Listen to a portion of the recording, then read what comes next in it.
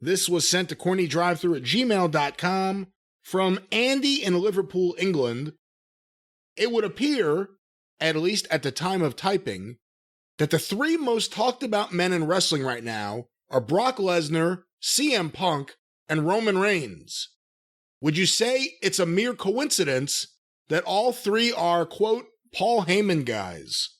Or do you think that the Heyman rub has been a factor in these three and their current state? Well, first of all, I guess that question is phrased appropriately because I'm not in wrestling. So therefore, I wouldn't qualify as one of the three most talked about people in wrestling, or elsewise I'd say you left me out. But no. I mean, and I'm not knocking Paul E. when I say this, but whether CM Punk has worked with Paul in the past or not has absolutely no bearing on what's going on right now. Because that was, as we've mentioned, a combination of a guy that the fans liked anyway, that they considered somewhat one of them.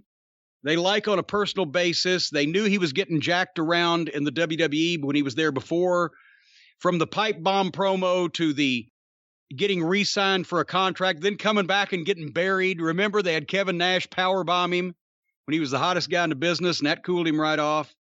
And the conflicts with Triple H. And then he leaves on his own terms, and they are deprived of his presence in a wrestling context, and or pretty much seeing him on a regular basis for all those years, and he comes back. That's why. All of those things. So that really doesn't have anything to do with Paul. I think that Reigns and Brock have both greatly benefited from being closely aligned with Paul when, let's face it, Brock is not now, nor will he ever be, nor does he want to be a great promo. So you got Paul to speak for him, and Brock has that aura, and it's said Paul's great at managing monsters. It's and I've done the same thing with whether it's Big Bubba or Dr. Death, and Paul's done it with from 911. Remember him 25 years ago or whatever.